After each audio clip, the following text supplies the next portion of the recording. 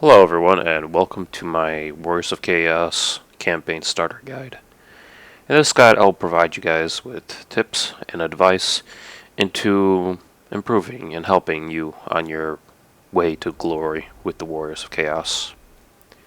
We'll be focusing both on the short campaign and long campaign and primarily on the difficulty of hard. The tips and advice provided can definitely help you on normal and easy, and maybe even the higher difficulties once you start to understand the game. On the long campaign, to destroy the dwarves, that objective might be completed simply by the orcs. So, primarily focus on Empire and Bretonia.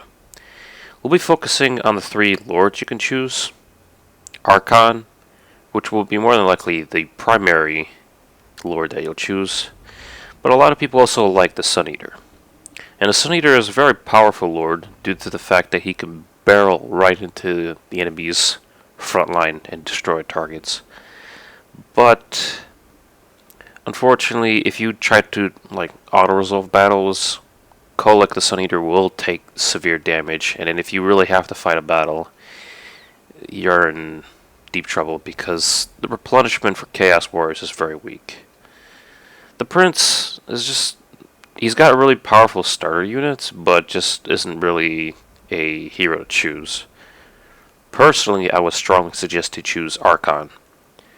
Archon he's got decent starting units, but the big deal for Archon is that plus 5% campaign movement and that upkeep cost for the Chaos Warriors. This is essential for your early game, because at the early game, you're going to destroy a building that you start with and build a building for the Chaos Warriors. When you have heavily armored Chaos Warriors, that will ensure you military dominance in the north. You'll be able to take on the dwarves early game, and attacking the dwarves will improve your relationship with the Scalig Norse tribe. There's two tribes in the north that are very powerful, the Varg and the Scalig. However, at the start, it's best to take on the village right next to you and awaken the tribe. Go ahead and spend your points just to get your research right out of the way. And right after we awaken the tribe, go for the Kislev village.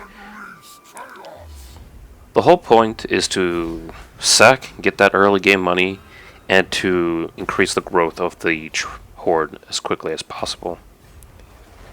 There's very limited time for the Chaos Tribe. You have to build up your army very quickly because both the northern tribes, which are going to be like late game superpowers, are going to come after you. Get that extra 10% movement speed.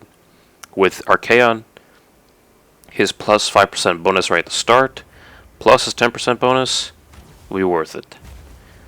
And since Archaon has fire spells, try to go for the fire spells with the Burning Skull. If you get into a battle with massive dwarf army, that spell can ensure you victory with the backing of your frontline troops, the Chaos Warriors. The fireball missile is also not that bad. I've used it against certain targets like the chariots, and it's very effective in its early game. But horde growth and the flaming skull should be your primary objective. Since we're going to be sacking the dwarf settlements here soon, get the tech for the sacking, and you'll get some really well needed funds for your campaign. Kislev will send an army to recover this village that you're attacking, but you can auto-resolve this very quickly and get crucial money and growth to prepare your invasion on the dwarves.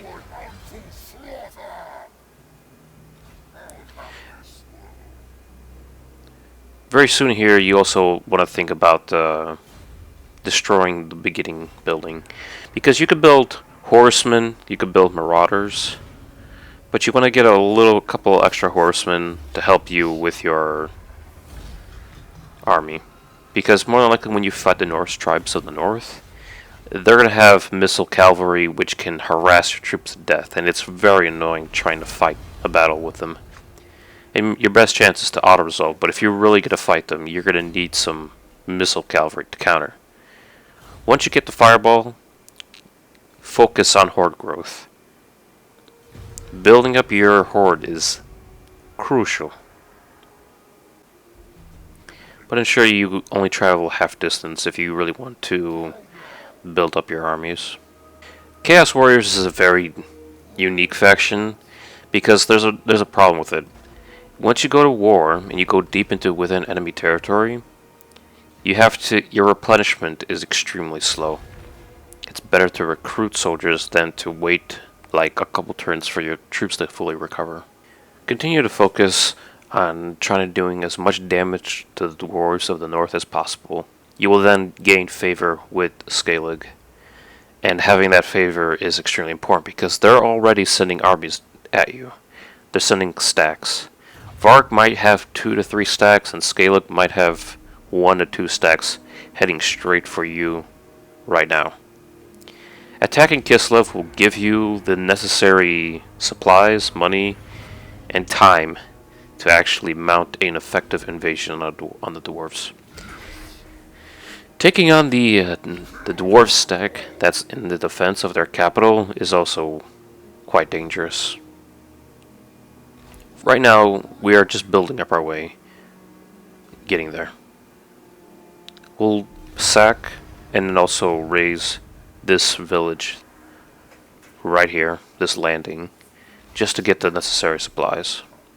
Kislev will has its own stack, and it will fix up that village that you just raised and sacked. But there's nothing to worry about it. Kislev is more of a late game problem. We're just here just to increase the growth of the horde, so you can get those good late game buildings to improve your army. Be sure to destroy this starter building, and just continue improving the horde. Destroying the Kislev village and destroying the landing will give you enough growth and enough money to advance in your techs.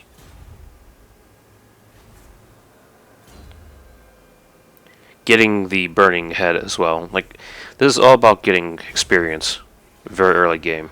That burning head is an essential skill when it comes to fighting dwarves, because the dwarves are very heavily armored. They're tanky little soldiers, and having that skull with the burning ability, that spell to burn the land right underneath their feet, is very powerful. Is it as powerful as Kolek? No, but the primary reason to use Archon is that movement speed and that upkeep cost for your early game.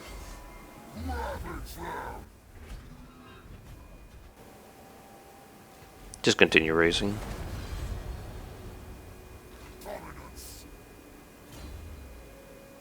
Continue to improve horde growth.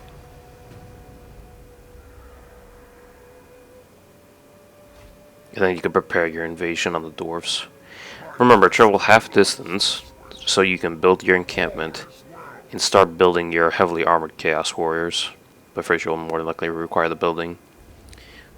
The destruction of those 2 villages gives you the population to do this, not to mention the skills to improve horde growth.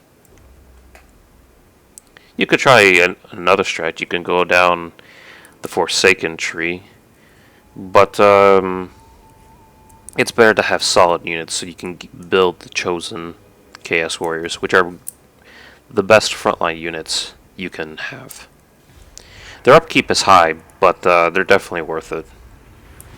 There could even be a time when you reach the end game, or like medium to late game, and you can recruit like rank 5 chosen units.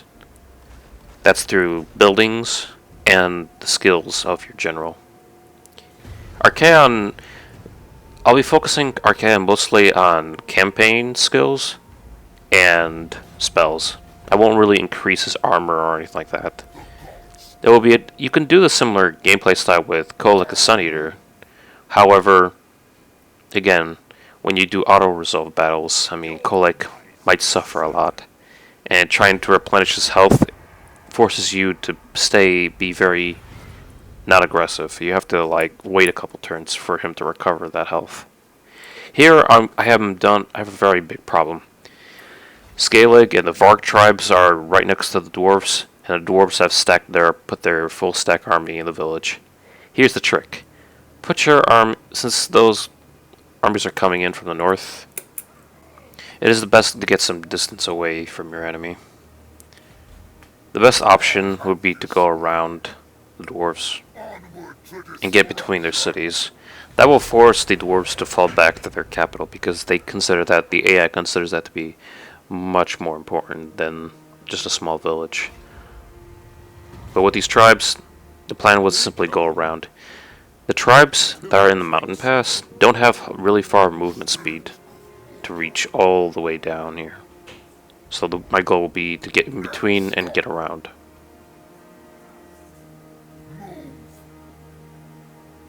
Having Chaos Warriors gives me the guarantee that I can fight any of those barbarian armies and I can easily win.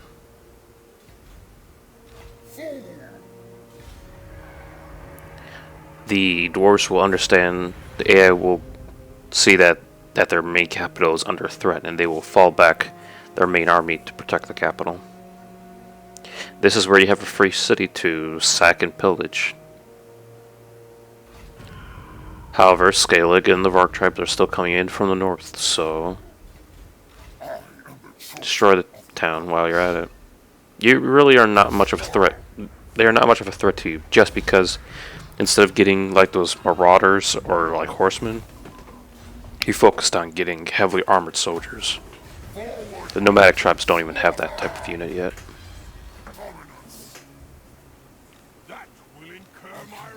And you really do not want to fight Scalig because then it's going to be hard to make an alliance with him.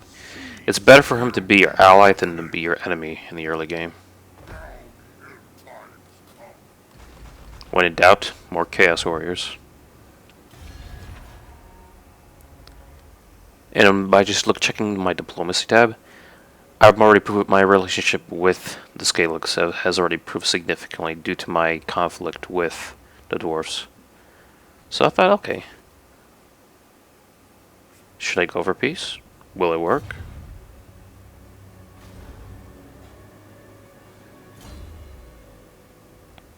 Here I was just continuing improving horde growth.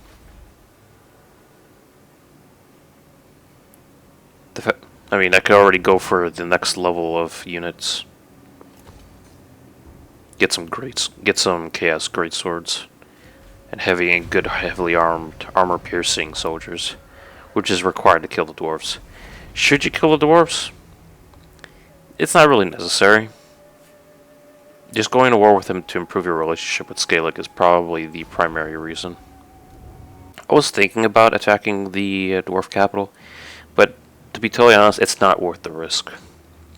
Because even if I do successfully defeat the dwarves, which will cost me a lot of men, there are Varg tribe stacks right next to me. It's just way too dangerous. It's better to continue raiding the villages in the north and having a full stack army at full health than to assault the capital of the dwarves.